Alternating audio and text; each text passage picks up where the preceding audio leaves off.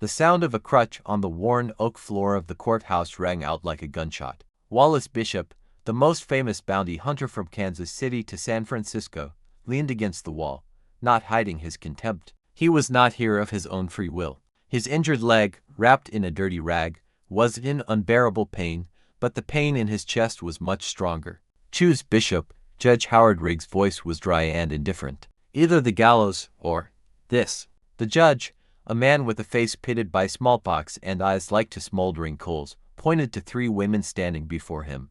One was young, no older than 16, with a face as pale as the moon and a frozen fear in her eyes. Another was elderly, with gray hair tied in a tight bun. Her gaze was weary, but it held an incredible resilience. The third woman, standing a little apart, was a giantess, not just tall, but truly gigantic, as if carved from a rock. Her shoulders were broad, and her hands, folded across her chest, seemed thicker than a log. She was dressed in a dark barn dress, and there was not a single emotion on her face. Her eyes, the color of oats, were fixed on a single point, ignoring everything happening around her. Bishop winced. This was humiliating. He, a man who had escaped death countless times, who was unrivaled in marksmanship, who was feared by the most notorious criminals, found himself in this position. It was all because of the cursed gold from the Devil's Maw mine, which had drawn the attention of Jack Wiley Thomas's gang. Bishop clenched his fist, in which lay a battered map marked with a cross. This was his only chance. Your choice, Bishop, the judge repeated, as if this were the most ordinary matter. I don't understand, Bishop rasped. It's very simple, Mr.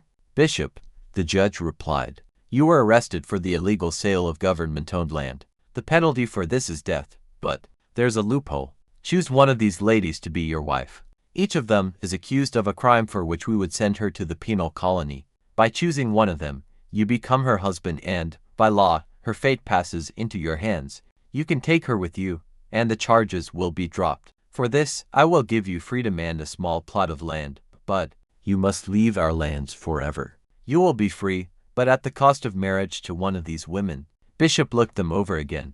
The teenage girl looked too fragile, the old lady too weak, and this one, the Amish girl. She was the embodiment of might and strength, yet she seemed completely defenseless. Her clothes, of a simple cut, her manner of holding herself, without a single extra movement, screamed of humility, but in this silence, there was some kind of mystery. Bishop knew about the Amish community. They were known for their unwillingness to accept the modern world. Their way of life was incredibly strict and simple. But what could such a girl have done to end up here? Something in her gaze caught Bishop's attention.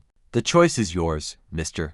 Bishop, the judge said, raising a glass of water. Family, or the gallows. Time is running out. Bishop looked at his lawyer, but he just shrugged. It was the only way out. One choose. Her. He pointed to the enormous Amish girl. Judge Howard Riggs grinned, his smallpox-spitted face wrinkling even more. Very wise, he said. Congratulations. You have made your choice, and you are free. He lowered the glass. Well, let's announce the verdict. He looked at Bishop and then at the girl. You know what awaits you, young lady. But today I am pronouncing a verdict that is not in accordance with the law, but, of course, has a price. He raised his hand and announced, based on the marriage law and by the decision of this court, I pronounce a verdict of death. Bishop froze. He couldn't believe his ears. The judge, as if nothing had happened, turned to him. She was not an accused in the usual sense, Mr. Bishop. She was a witness who refused to speak, even under threat.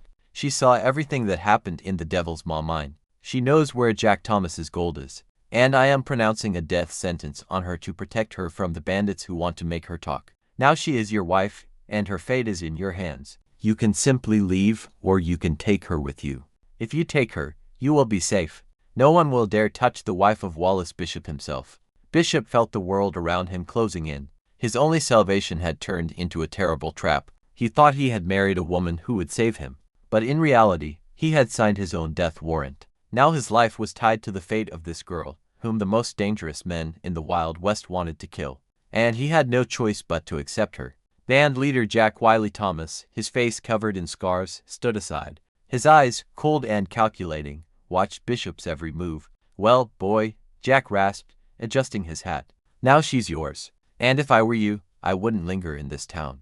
My men are hungry, and you know I don't like leaving debts unpaid. especially when it comes to gold. Bishop did not answer. He didn't even look at Jack. All his attention was focused on the girl. She stood like a statue, not reacting to the threats, nor to the judge's words, nor to his approach. Her eyes were empty, as if there was nothing inside her but a void. "What's your name?" Bishop asked, walking up to her. "Hester," she answered, without looking at him. Her voice was low and quiet, like a whisper of wind. "Well, Hester, follow me," Bishop said, casually dropping his crutch on the ground and leaning on her shoulder. The girl did not move from her spot. She looked at him, and there was no anger or fear in her eyes, only surprise. "I can't go with you. I must stay. My place is here." Bishop laughed. "Listen, I just saved your life. If I leave now alone, they will kill you, and then they will kill me, because they will think you told me something. So, whether you like it or not, you're coming with me." He tried to grab her hand, but she recoiled sharply. Her eyes, still empty, suddenly filled with resolve. "I can't," she repeated. "My parents, they are waiting for me. I must go home." Bishop rolled his eyes. "Your home? Your home is now a prison, and I am your husband. It's the law. If you want to live, you're coming with me. If you don't, stay, but then I can't protect you, and I have no intention of dying because of you." Hester looked at him. A spark flashed in her eyes. She turned and looked at the judge. "I will do as you say," she said, "but only after I speak with my parents." Bishop sighed impatiently. He wanted to get out of this place as soon as possible, but he understood that arguing with her was useless. "Fine, but be quick. We don't have much time." He let her go. Hester turned and walked towards two Amish women who were standing at the entrance to the courthouse. They were dressed in traditional dark dresses, and on their heads were white bonnets. They did not approach her, but their eyes were fixed on her, as if they were inextricably linked. Bishop stood and watched as they whispered quietly about something, while in the background, Jack Wiley Thomas, his gang, and the judge watched the scene with undisguised interest. Bishop felt his nerves tighten like strings. He couldn't understand why this girl was acting so strangely. She knew death awaited her, but instead of saving herself, she wanted to talk to her parents. What was so important that she had to tell them, or what did they have to tell her? He turned away from them and looked at Jack. He was smiling, showing his rotten teeth. "Do you really think she'd tell you where the gold is?" he asked. "She won't tell you anything. And even if she does, I'll still find you and take what belongs to me." "I don't need your gold, Jack. I'm rich enough already," Bishop replied, pointing to the map in his hand. "But I won't let you kill her." Jack shook his head. "You're wrong, boy.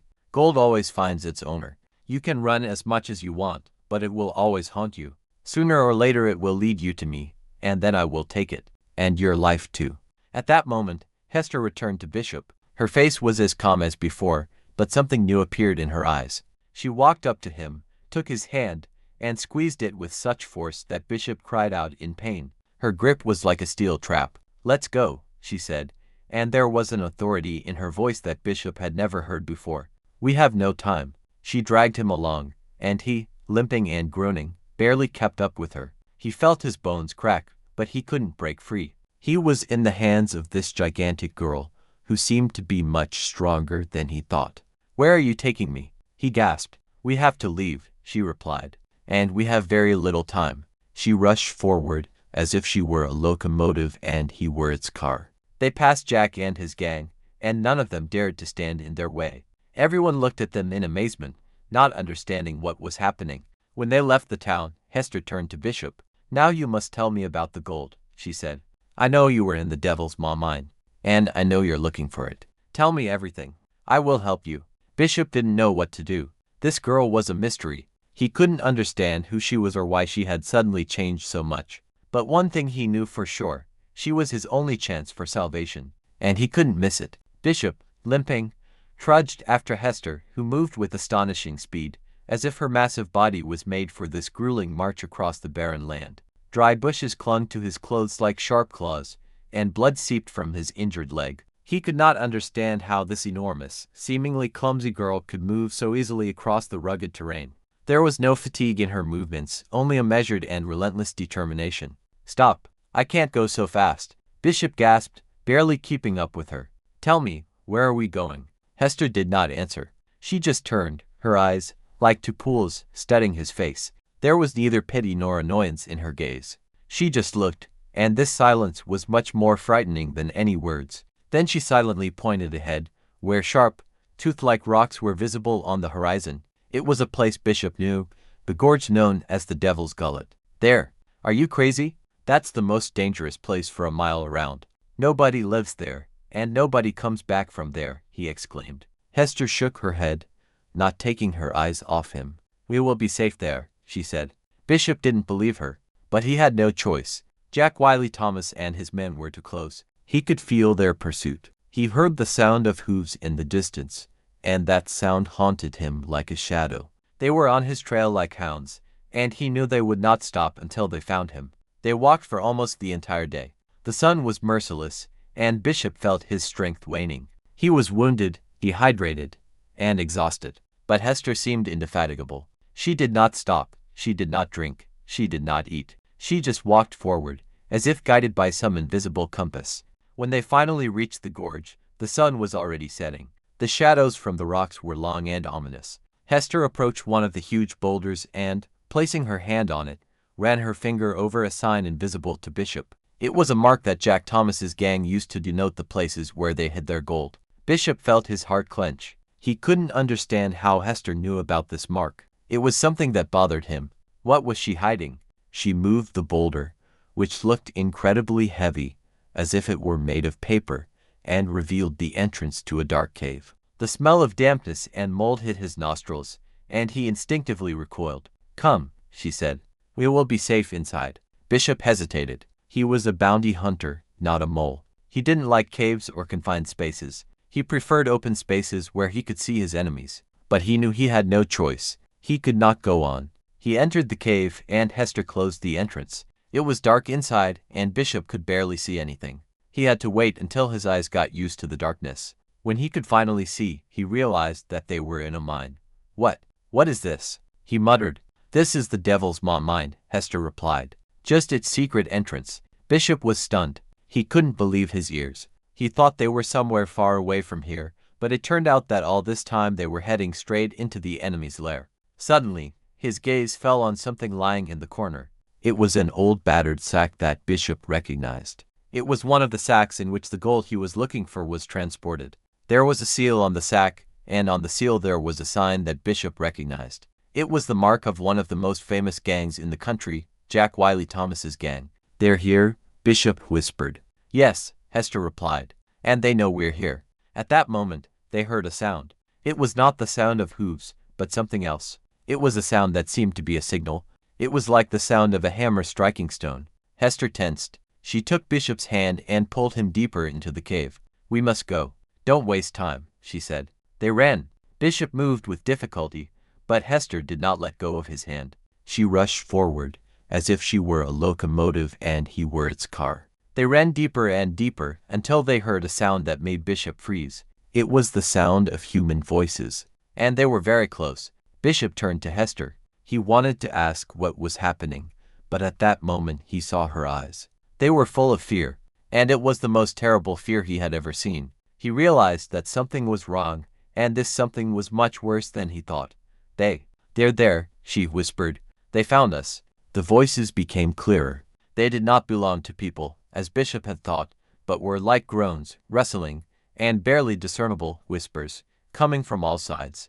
In the depths of the mine, in the absolute darkness, something was moving. Hester, clenching his hand, was trembling not from the cold, but from horror. She led him to the light that was breaking through a narrow crevice. They squeezed through it and found themselves in a huge, round cave. In its center stood something. It was not a person and not an animal. A pile of gears, levers, and rusty metal plates, assembled into a semblance of a mechanism. In the center of this device was a huge, constantly pulsating crystal. It emitted a faint, almost inaudible hum, and the light from it illuminated the walls, which were completely covered in gold. Sparkling nuggets and veins. It was an incredible sight. What is this? Bishop whispered, but his voice did not obey him. He felt his heart clench in his chest. This is the heart of the mountain, Hester replied, her voice empty, as if all emotions had left her. And it's not gold. It's a curse. It devours the souls of those who try to take it. She let go of Bishop's hand, and he, freed, staggered. My family. We are its guardians. We were supposed to protect it from the world, but the world came itself. Bishop looked at the walls, shining like 1,000 suns, and could not believe his eyes. This was not just gold, it was a living, pulsating mass. And he heard voices that whispered, sang, and cried. He could not understand what they were saying, but he felt that they were suffering. He saw that many of them belonged to women. At that moment, a sound was heard. The cave door opened, and Jack Wiley Thomas entered. His men were behind him. They looked battered and tired, but their eyes were burning with greed. They saw Bishop and Hester, and then their gazes fell on the walls, and their faces changed. They looked at the gold as if it were a treasure. "We found you, Bishop," Jack said, his voice full of triumph, "and it seems you found a gold mine for me." Bishop did not answer. He looked at Hester. She stood motionless. Her eyes were empty. "She won't tell you anything. And even if she does, you won't understand. You won't be able to take this gold. It doesn't belong to you." Jack laughed. "Everything belongs to me. Now I will become the richest man in the Wild West, and I will rule this world. And you will just be another story that will be told in the saloons." Jack raised his rifle. He wasn't going to take prisoners. He was going to kill them all and take the gold. But at that moment, a sound was heard. Something in the darkness moved. The mechanism in the center of the cave rumbled. The gears began to spin, the levers moved. The crystal began to pulsate faster and brighter, and the whispers became louder. It turned into a roar, full of pain and suffering. Two huge, claw-like hands broke out of the mechanism and grabbed Jack. They lifted him into the air, and then crushed him like a fly. His men screamed and tried to run, but it was too late. The mechanism began to move, and other hands broke out of it, grabbing them, crushing them, and throwing them into the center. They were turning into gold. Their screams, full of horror, became part of this nightmare. Bishop and Hester watched this, mesmerized. They could not move. They were trapped, and they were next. At that moment, Hester turned to Bishop. Her eyes, which had been empty, were now full of resolve. "We can't stop it," she said, "but we can leave." She took his hand, and this time she did not squeeze it, she held it gently. She dragged him along, and they ran. They ran like never before, and they heard screams that became louder and louder. They ran towards the exit, but something went wrong. The mechanism released a hand towards them, which grabbed Hester. She did not resist. She just looked at Bishop. "Go," she said. "Run." Bishop could not move. He wanted to help her. He wanted to save her, but he knew he couldn't, and he just stood and watched as she left, as she became part of this curse, as she turned into gold. Bishop left the cave, and he felt nothing. Neither pain, nor fear, nor anger. Only emptiness. He looked at his hand, and he saw a golden trail. The trail that Hester left. He realized that now he, too, was a part of this curse. He did not find gold. He did not find a treasure. He found only death. Conclusion: this story is about how greed, even if it seems justified, always leads to destruction. In his pursuit of easy gold, Wallace Bishop not only lost everything but also became part of a nightmare. This lesson is relevant today. If you are looking for something that seems too good to be true, be careful. A hidden curse may take much more than you can imagine, leaving you with a bitter emptiness in your soul.